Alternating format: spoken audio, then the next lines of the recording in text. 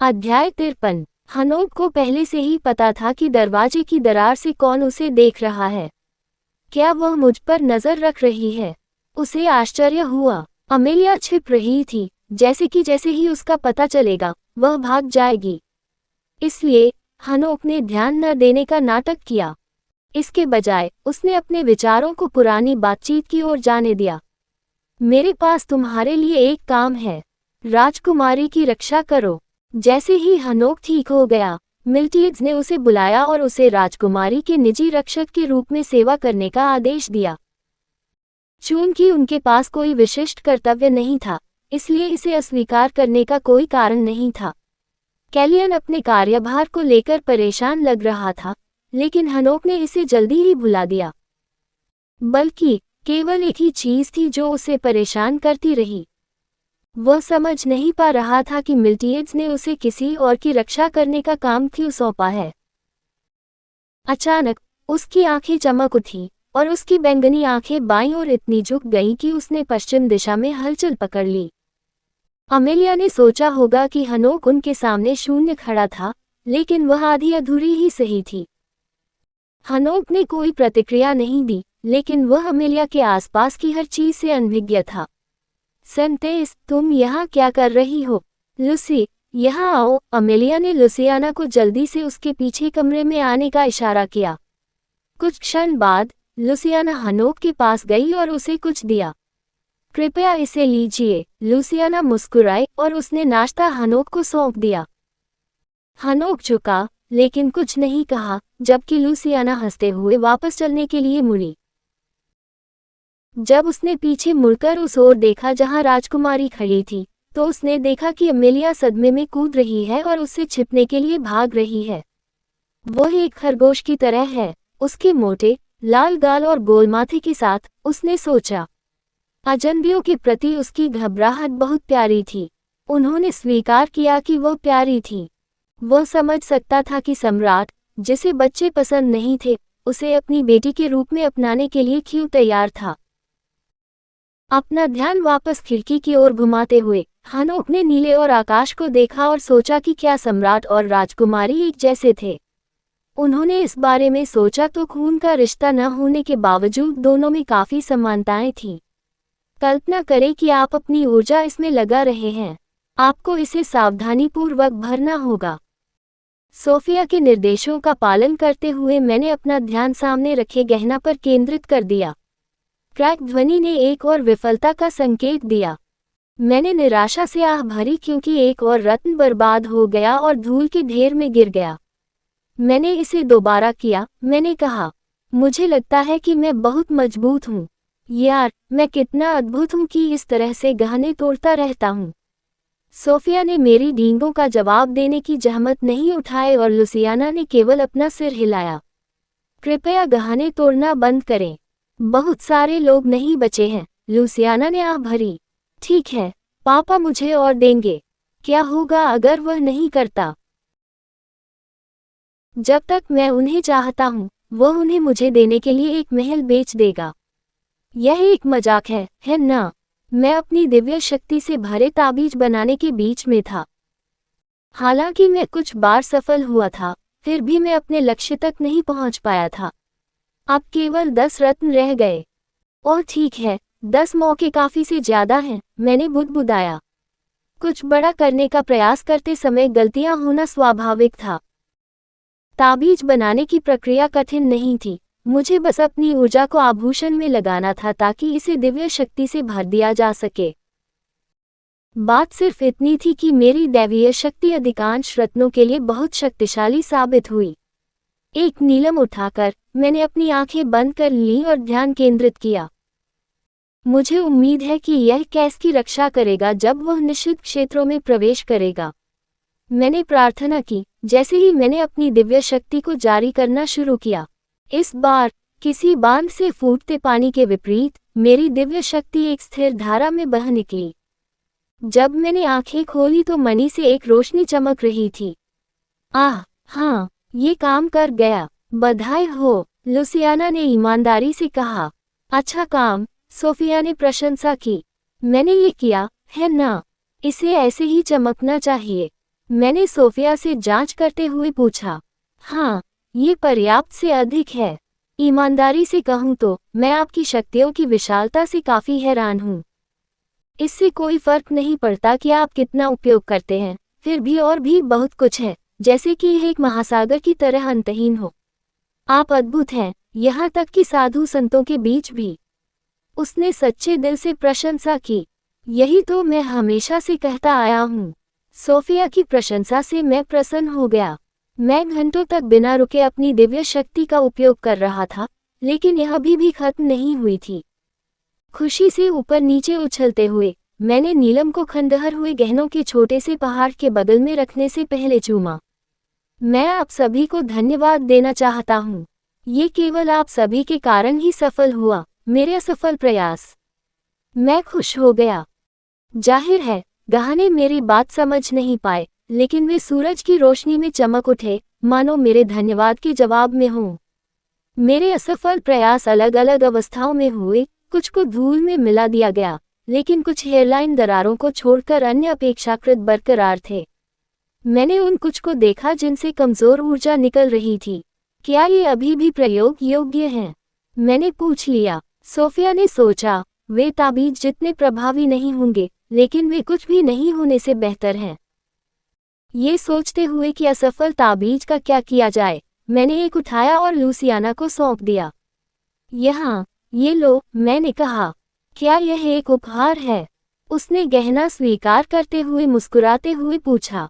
हाँ, अगली बार मैं तुम्हें इससे भी अच्छा दूंगा। मैं इसका इंतजार करूंगा। मैंने अपने अन्य असफल प्रयासों को अपनी मुख्य नौकरानियों और मार्गरेट को सौंपना शुरू कर दिया। वे ताबीज कहलाने में थोड़े कमजोर थे, लेकिन चूंकि वे अभी भी गहने थे, इसलिए मैंने सोचा कि प्राप्तकर्ता अभी भी उनकी सराहना करेंगे। हे भगवान, क्या यह मेरे लिए है? मिया हौंकने लगी। मुझे लगता है कि यह तुम पर अच्छा लगेगा, मिया, मैंने उत्तर दिया। गहना चमक रहा है। ये बहुत सुंदर है। धन्यवाद, महामहिम, अन्य सभी नौकरानियों ने कहा। इसके अंत तक मेरे पास देने के लिए अभी भी 15 गहने बचे थे। मैंने उन्हें उन सभी को सौंप दिया था जिन्हें मैं जानता था, और सोच रहा था कि बाकी के साथ क्या करूं, तभी मेरी नज़र हनोक पर पड़ी। वह अभी भी उसी स्थान पर पहरा दे रहा था। क्या मुझे उसे एक देना चाहिए? लेकिन हम नहीं दे रहे हैं। वह अभी भी करीब है। मैंने सोचा। ऐसा लग रहा था कि यह एक अच्छा विचार होगा, लेकिन फिर भी उसके साथ व्यवहार करना मुझे अजीब लग रहा था। जब मैं अपने मन में चीज़ों पर बहस कर रहा था, हमारी नज़रें मिलीं। इस बार मैंने छिपने की कोशिश नहीं की, लेकिन हनोक ने एक कदम उठाया और मुझसे दूर हो गया। वह हमारे बीच दूरियां क्यों पैदा करने की कोशिश कर रहा था? क्या वह मुझसे बचने की कोशिश कर रहा था? नहीं, ऐसा नहीं हो सकता। जब मैं इतना प्यारा और मनमोहक बच्चा था तो वह ऐसा क्यों करेगा? इसका कोई मतलब नहीं था। मैंने उसकी ओर एक और कदम बढ़ाया, लेकिन वह पीछे चला गया, इसलिए हमारे बीच की दूरी अपरिवर्तित रही। यह क्या था? क्या उसने सोचा कि मैं उसे खा जाऊंगा? जब उसने मेरी भ्रमित अभिव्यक्ति देखी, तो वह फिर से पीछे हटने लगा, और तब तक नहीं रुका जब तक वह हमारे बीच की जगह से संतुष्ट नहीं हो गया। हालांकि, जब हमारी नज़रें दोबारा मिलीं, तो उसका शरीर तनावग्रस्त हो गया, जैसे कि वह भागने के लिए तैयार हो। मैं उसे समझ नहीं पाया। वह इतना झिझक भरा व्यवहार क्यों कर रहा था? क्या उसने सोचा था कि मैं कोई क्रूर जानवर हूं जो उस पर दहाड़ूंगा? यहाँ, आपके लिए एक उपहार। मैंने लुडविग के लिए एक बड़ा गहना चुना था। हालांकि, यह एक ताबीज एक असफल प्रयास है। जब से मैंने लुडविग को आखिरी बार देखा था तब से वो कड़ी ट्रेनिंग कर रहा था और उसका शरीर पट्टियों से ढका हुआ था। मेरे हाथ में मौजूद ताबीज को श्रद्धापूर्वक देखते हुए उन्होंने कहा, मैं इससे आने वाली मजबूत दिव्य शक्ति को महसूस कर सकता हूँ। खैर दो, भले ही यह एक उचित ताबीज बनने में विफल रहा, लेकिन मैंने इसमें अपनी बहुत सारी दिव्य ऊर्जा डाल दी थी। अधिकांश रत्न शक्ति के उछाल को संभाल नहीं सके और धूल में मिल गए। उसके हाथों में ताबीज थमाकर मैंने पवित्र तलवार भी खींच ली और कहा, ओह, और यह भी। लुडविग का चेहरा ठिठक गया। सेंटेस, मुझे अभी भी इसका अधिकार नहीं है। लुडविग, हाँ। सेंटेस, अपनी क्षमताओं पर सवाल मत उठाओ। कोई कुछ भी कहे, तुम मेरी पहली तलवार हो। उसकी आंखें कांप उठी और उसने अपना सिर नीचे कर लिया। मुझे आधी उम्मीद थी कि वह रोना शुरू कर देगा, लेकिन इसके बजाय उसने कहा, मैं, लुडविग, आपकी उम्मीदों पर खरा उतरने की पूरी कोशिश करने की कसम खाता हूँ। उत्तम, वास्तव में मुझे आपसे एक एहसान मांगना है। मैंने कुछ गहनों से भरा एक बैग निकाला और लुडविग को सौंप दिया। जैसे ही मैं समझाने जा रहा था, एक अप्रत्याशित व्यक्ति के आगमन से हम बाधित हो गए। महामहिम, सर लुडविग। जैसे ही वह पास आया, एक लाल बालों वाले आदमी ने पुकारा, हुआ, आह, ये कैलियन है। कैलियन मेरा अभिवादन करने के लिए घुटनों के बल बैठ गया, लेकिन उसी समय मैंने उसे लूसियाना की ओर नजर चुराते हुए पकड़ लिया। ओह, क्या वसंत आ गया है। लूसियाना लापरवाही का नाटक कर रही थी, लेकिन मैं कह सकता था कि उनके बीच कुछ न कुछ जरूर चल रहा था। सेंटेस, आप क्या कर रही थी? कैलियन ने हंसते हुए पूछा जब उसने मुझे उन दोनों को संदेह भरी नजरों से देखते हुए देखा। उसकी ओर घूरते हुए, मैंने लुसियाना को अपने पास खींच लिया और चेतावनी दी, मैं लुसियाना को किसी के भी हवाले नहीं करूंगा। सेंटेस। लुसियाना ये सोचकर घबरा गई कि मैं उसे चिढ़ा रहा हूं, लेकिन कैलियन की मुस्कुराहट स्थिर रही। उसकी प्रतिक्रिया की कमी ने मेरे संदेह को और गहरा कर दिया। कैलियन, मुझे अपना हाथ दो। यहाँ एक ताबीज है। मैंने उसके हाथ में एक चमकता हुआ माणिक्य रखा, यह उसके बालों के रंग से मेल खाता था। मैंने मूल रूप से उसे एक देने की योजना नहीं बनाई थी, लेकिन वह भाग्यशाली था कि वह सही समय पर सही जगह पर था। इससे पहले कि लुसियाना यह समझा सके कि यह एक विफलता है, मैंने तुरंत कहा, यह डिस्पोजेबल है। यह क्या है? क्या ये पवित्र साम्राज्य में नहीं बेचे जाते? कैलियन ने चौंक कर पूछा। ऐसा लग रहा था मानो वह ताबीज के बारे में जानता हो। मैंने इसे स्वयं बनाया है। ओह, मैं इसे संजो कर रखूंगा। जब कैलियन ने गहना अपने सीने से लगा लिया तो वह भावना से अभिभूत लग रहा था। हाँ, आपको करना चाहिए। उस समय हम में से किसी को भी एहसास नहीं हुआ कि वह ताबीज कितनी बड़ी मुसीबतें लेकर आएगा। कैलियन का अच्छा मूड मिल्टियड्स को सामान्य से अधिक परेशान कर रहा था। उसके गार्डों का कप्तान अपने हाथों में माणिक को देखकर पागलों की तरह मन ही मन मुस्कुराता रहा और हंसता रहा। क्या इस आदमी ने अंततः अपना दिमाग खो दिया है? आखिरकार इसे बर्दाश्त नहीं कर पाने पर मिल्टियड्स ने पूछा, तुम्हारे हाथ में वह क्या है? यह एक रहस्य है। क्या मैं हाल ही में बहुत दयालु हो गया हूँ? मिल्टियड्स के स्वर ने हवा को ठंडा कर दिया। मिल्टियड्स के गुस्से को भांपते हुए कैलियन तुरंत ध्यान की ओर खड़ा हो गया। यह एक ताबीज है, श्रीमान। एक ताबीज? हाँ, पवित्र साम्राज्य उन्हें बेचता है। तुम्हारे पास ऐसी चीज क्यों है? इसे फेंक दो।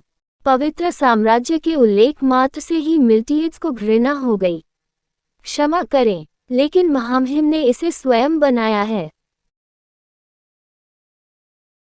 कैलियन ने मिल्टियड्स के आदेश की अवहेलना की और माणिक को अपने पास रखा, लेकिन उसके शब्दों के कारण मिल्टियड्स की अभिव्यक्ति विकृत हो गई थी, और इससे पहले कि उसे इसका एहसास होता, माणिक दूर चला गया था और सम्राट के हाथों में था।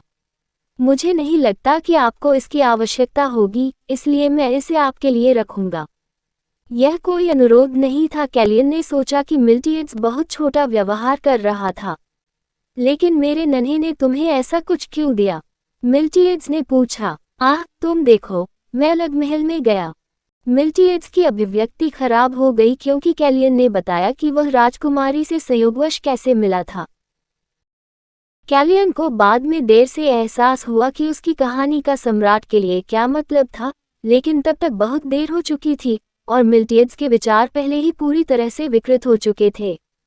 कहानी खत्म। अलविदा।